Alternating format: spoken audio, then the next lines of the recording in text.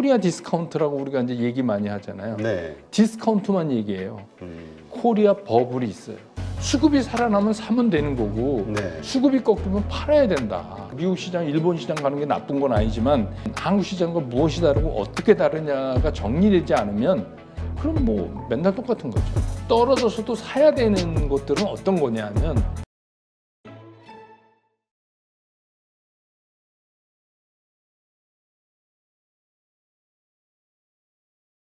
네, 오늘 모신 분은 백만개미 한세구 당주님이십니다. 안녕하세요. 안녕하십니까? 네. 자, 진짜 참 묘한데요. 네. 당주님이 오시는 날 그러게요. 항상 그 빅 네. 이벤트들이 있고 네. 시장에 변곡점들이 있는 네. 날이 많았어요. 저는 오히려 그래서 제가 좀 전해드릴 말씀이 그렇죠. 왜냐면 그 40년 이상의 그게 그래서 오히려 좀 그냥 밋밋한 시장에 나와서 얘기하는 것보다는 이런 변곡점 같이 느껴지는 때가 오히려 좋지 않을까 이런 생각을 하고 뭐 오늘도 그렇습니다. 네. 그래서 더 기대가 되는데요. 참 올해 한국 증시 1월 달 세계에서 꼴찌에 네. 거의 가까운 네. 그런 하락률을 보이고 있거든요. 네. 어떻게 봐야 됩니까? 근데 이제 우리가 좀 자조적으로 우리나라 시장은 왜 이래? 응? 전쟁 난 나라보다 더 빠지는 게 어딨어? 뭐 이제 이렇게 얘기를 하거든요. 그리고 이제 뭐 안 되니까 나 이제 국장 떠나서 미장 간다. 막 이제 이러면서 이제 뭐 외국 그 증시로 가야 된다 이런 얘기 하시는데 이제 가장 중요한 건 제가 언젠가도 한번 말씀드렸을 거예요. 우리나라 시장이 어떤 특징을 가지고 있는가가 먼저 파악이 돼야 돼요. 왜냐하면 우리가 우리나라 시장에서 어떻게 보면 이게 전투를 하는 거 아닙니까? 그렇죠. 그렇게 해서 이제 돈을 벌어야 되는데 그러면 내가 싸우는 이 전쟁터가 어떤 특징을 갖고 있느냐가 파악이 안 되면 그러면 돈을 벌기가 힘든 거죠. 그래서 제가 일전에 한번 말씀드렸듯이 우리나라 시장은 모멘텀 시장이다.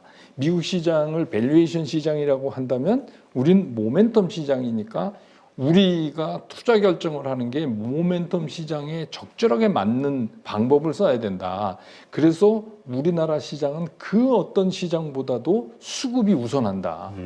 그러니까 뭐 펀더멘탈이나 이슈나 이런 거는 뒤에 깔지만 주가를 움직이는 기본적인 그 원동력이 수급에 있다. 그게 이제 모멘텀 시장의 특징이에요. 근데 모멘텀 시장은 어떤 특징을 가지고 있느냐 하면 우리가 코로나 팬데믹 이후에 주가가 상승할 때 우리가 전 세계에서 제일 많이 올랐어요. 기억하실 거예요. 네, 그렇죠. 그 얘기는 무슨 얘기냐면 오를 때도 굉장히 빨리 오르고 떨어질 때도 굉장히 빨리 떨어진다. 그러니까 우리 이제 민족성 얘기하는 것처럼 쉽게 얘기하면 화끈한 시장이다. 근데 왜 그럼 우리 시장이 이렇게 됐을까? 이건 되게 간단해요. 우리 시장은 파생도 굉장히 탄탄해요. 다른 시장에 비해서. 네. 그러니까 외국 투자가들이나 다른 그 주체들 입장에서 시장을 보면 원 없이 팔고 원 없이 살 수 있는 시장이라는 거예요. 그러니까 원 없이 살 수 있고 원 없이 팔 수 있는 시장이니까 변동성에 극을 달릴 수밖에 없다. 그게 이제 우리나라의 시장의 특징이다. 그러면 이런 특징을 가진 시장에서 우리는 뭘 좀 주시해서 봐야 되느냐? 첫 번째가 코리아 디스카운트라고 우리가 이제 얘기 많이 하잖아요. 네. 디스카운트만 얘기해요. 코리아 버블이 있어요. 우리가 지나왔던 2차 전지 관련 이거 버블 아니에요? 버블이죠. 네.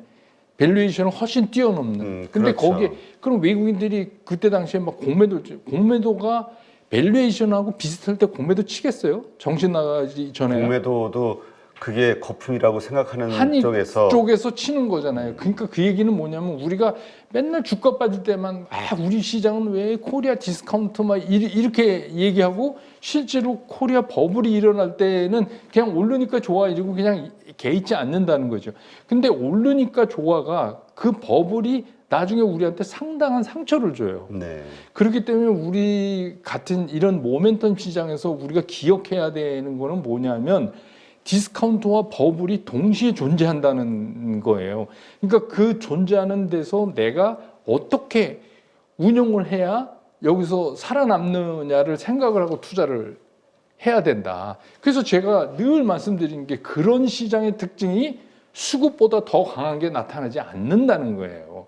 그러면 어떻게 보면 시장은 복잡하게 움직이는 것 같지만 심플하게 시장을 압축해 보면 수급이 살아나면 사면 되는 거고 네. 수급이 꺾이면 팔아야 된다. 그렇죠. 그래서 그 대표적인 게 뭐냐면 10일 이동 평균선의 슬로프다. 제가 이렇게 말씀을 계속 드리잖아요. 10일 이평이라는 게 2주 아닙니까? 네. 그게 우상향하면 이거는 수급이 살아나고 있는 거고 이게 우하향하면 이제 수급이 꺾인다. 그럼 요즘 얘기되고 있는 저 PBR 이것도 이미 지난주에 그 수급선에서 흔들림이 딱 있어서 그것만 매일 체크하면 그 주식 사셨어야 돼요. 저는 이제 제 그 유튜브에서 계속 말씀을 드렸지만 그러고 있다가 지금 그러니까 이런 데 합리적 의심이 가능한 거죠. 그때 기관이 특히 연기금이 지난주 수요일 목요일에 많이 샀어요. 네. 뭐 예를 들면 이제 삼성물산 많이 샀단 말이에요.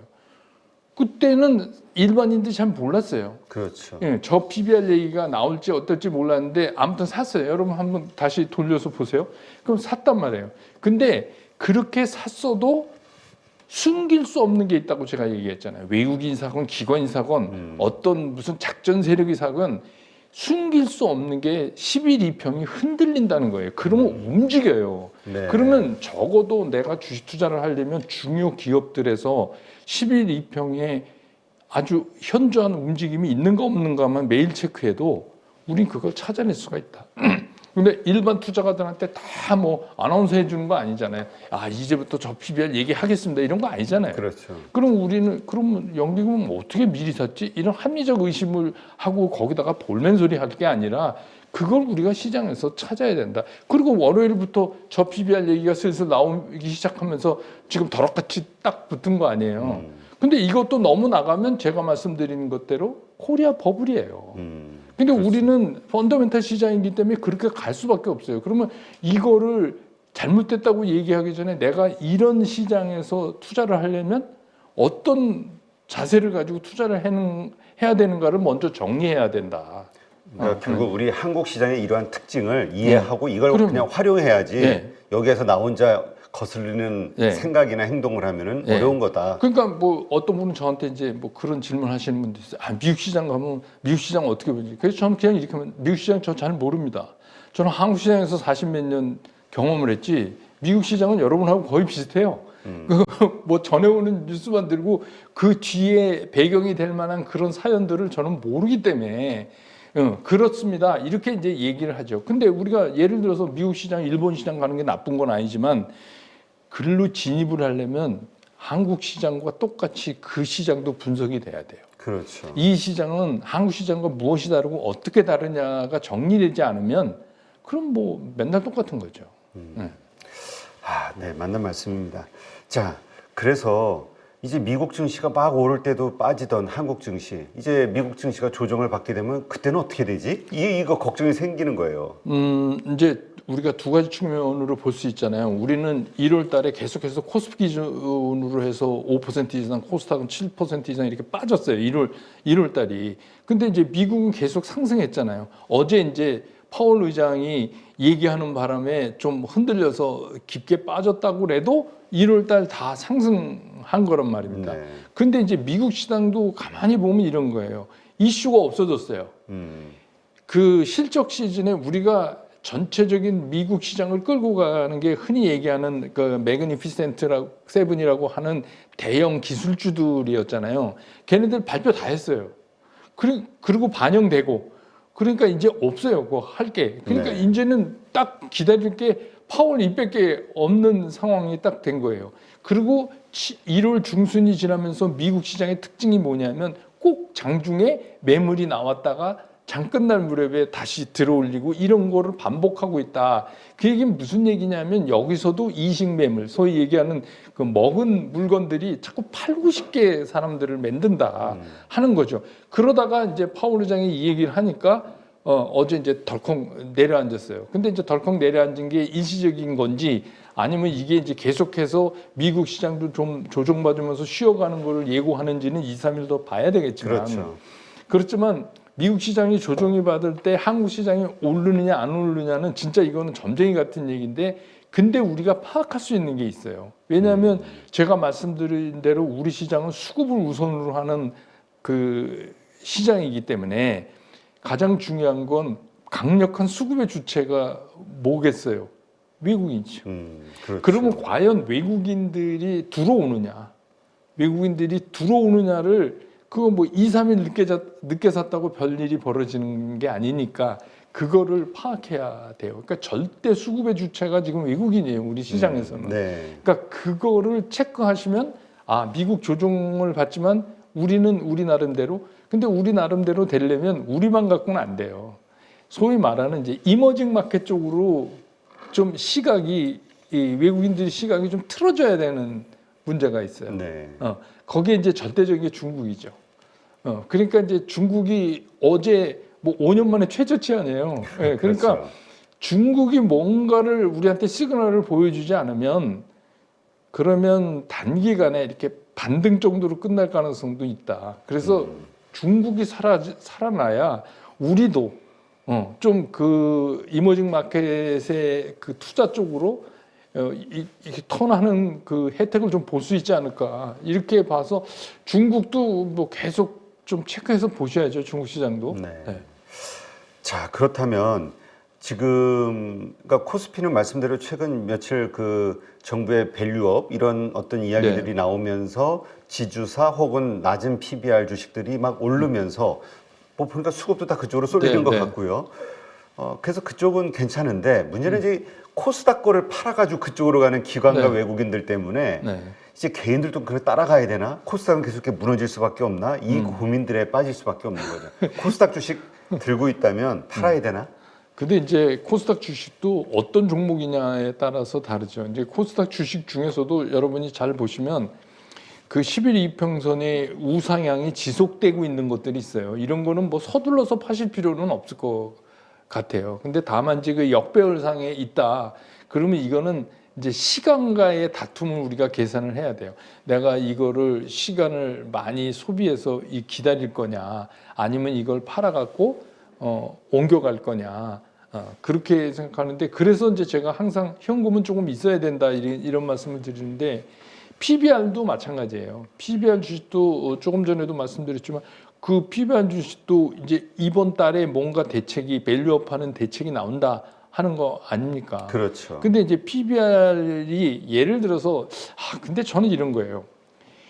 우리나라 전체의 PBR로 보면 PBR이 뭐 0.9다, 뭐 0.89다, 뭐 이렇게 이제 얘기를 하지만 또 오르는 주식들 보면 굉장하거든요. PER도 퍼도 그렇고 엄청나게 높단 말이에요. 네. 그러면 이거는 이제 왜 지금 이런 얘기가 나왔냐? 그러니까 뭐 예를 들어서 개인 투자가들은 주가가 올라야 좋은 건데 오너들이 오르는 거 싫어한다. 왜냐하면 상속세 많이 내니까. 그래서 상속세를 없애야 된다. 이건 좀 아닌 것 같아요.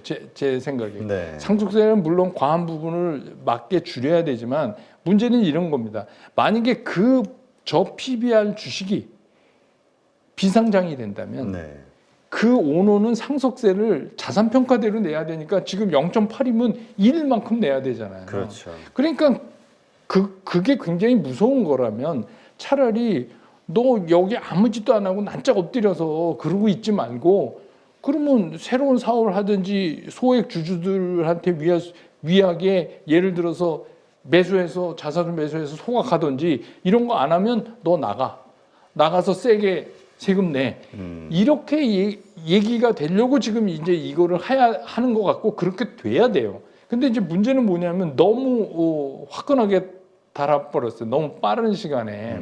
그러면 이것도 제가 조금 전에 말씀드린 코리아 버블 아니냐. 그러니까 이런 버블은 조심해야 된다. 다만 이 버블을 그럼 난 지금 어떻게 용케 이번에 샀는데 저 PBR 그럼 어떻게 뭐 이런 분들은 전 이런 거예요. 미리 겁먹지 마시고 그냥 끝까지 즐겨라. 즐기래. 그럼 언제 내리냐? 11이 평이 꺾이면 내려야죠. 그건 뭐냐면 2주간의 평균 가격보다 지금 거래되는 가격이 떨어진다는 얘기잖아요. 그렇죠. 그러면 수급이 깨지고 있는 거잖아요. 그러니까 그런 때까지는 이것도 어떻게 보면 이슈니까 시장에서는 이슈 배제하고 얘기할 수 없고 더군다나 우리나라 같은 성격의 시장에서는 그냥 하는 수밖에 없다. 다만 그때를 기억했다가 매일 체크하시면서 그때 내려야 한다. 이제 그런 말씀을 드릴 수밖에 없죠. 네.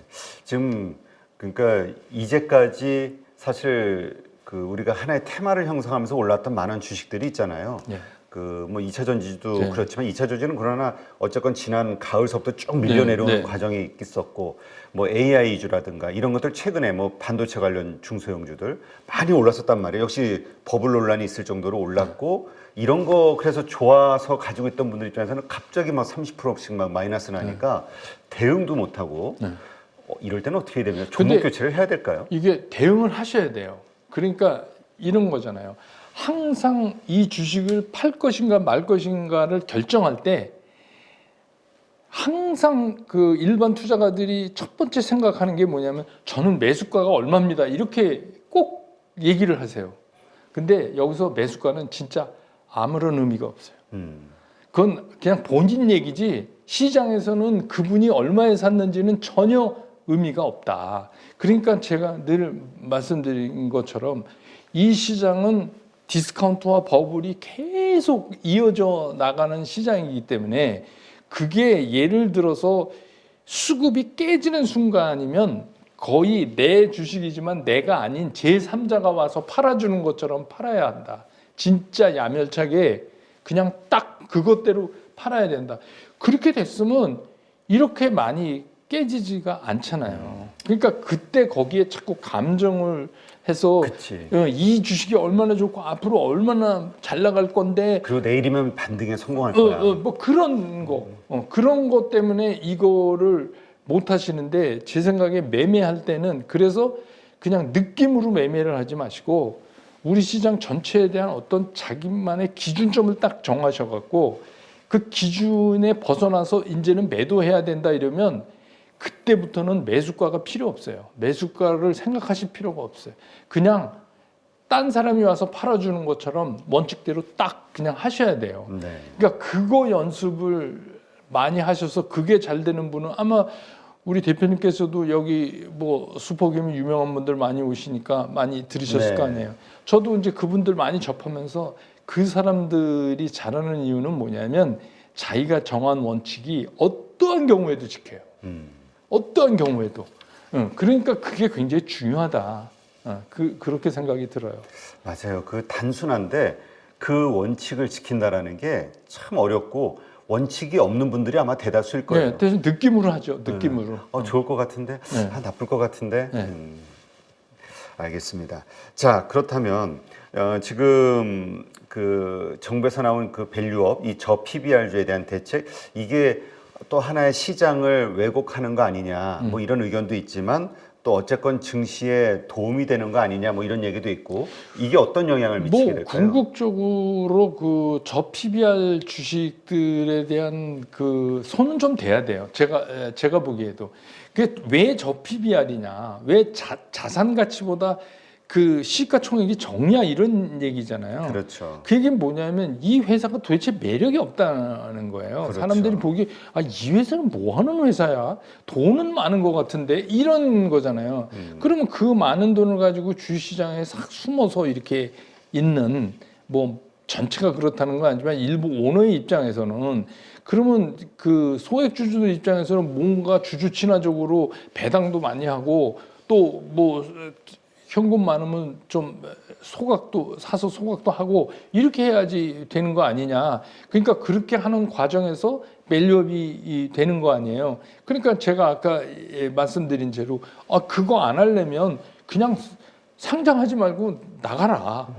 나가서 나중에 뭐 상속할 때 생돈 내던지 자산 가치대로 내던지 아니면 여기서 주주 친화적으로 해서 주가 올려서 주가가 올라가면 오너 입장에서도 받을 수 있는 혜택이 또 많잖아요. 그렇죠. 네, 그러니까 그렇게 하든지 이걸 택해야 된다 하는 거예요. 근데 이거는 뭐 우리만 한 게 아니고 뭐 일본도 했고 이러니까 이거는 가야 되는 방향은 저는 맞다고 생각하는데 앞에서 말씀드린 것처럼 워낙 우리 시장이 모멘텀 시장이니까 그런데다가 지금 다른 이슈도 없는 판에 이게 딱 나오니까 이제 갑자기 저 PBR하고 지주사 쪽으로 매기가 확 오르잖아요. 그러니까 이것도 이제부터는 약간 버블권에 들어간다고 보면 그럼 이것도 이제 후유증은 있죠. 네. 그렇지만 이제 긴 흐름으로 봤을 때는 우리 시장이 가야 될 건 맞다. 그런 생각이에요. 네, 알겠습니다. 그렇다면 지금 시점에서 현금이 있으신 분들 지금 이렇게 올라가고 있는 주식을 사야 될 것이냐 아니면은 지금 좋았는데 많이 빠진 주식들 이쪽을 좀 선택을 해야 될 것이냐. 좋았는데 많이 빠진 주식은 사는 거 아니에요. 그러니까 예를 들어서 좋았었다가 많이 빠져서 지금 사야 된다 하는 거는 어떤 때 얘기냐면 유동성이 엄청나게 풍부해요. 우리 2020년 기억하듯이. 네. 그래서 뭐 그냥 누가 먼저 가고 나중 가고의 차이만 있지 전체적으로 시장이 다 올라가는 그런 상황에서는 그런 선택이 필요할 때도 있어요.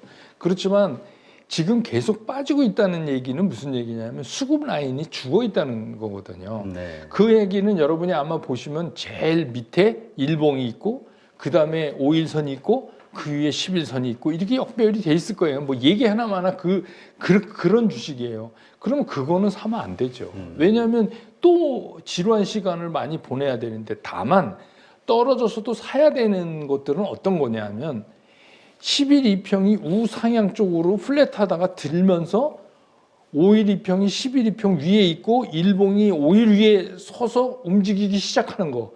그러면 그게 낙폭이 크더라도 이제부터 수급 개선에 들어왔다고 보이는 거 아니에요. 그렇죠. 예, 그러면 이제 그런 거라면 사볼 수 있다. 그러니까 이제 뭐 예를 들어서 어떤 주식이 잘 가는데 반도체에 그런 거 많아요.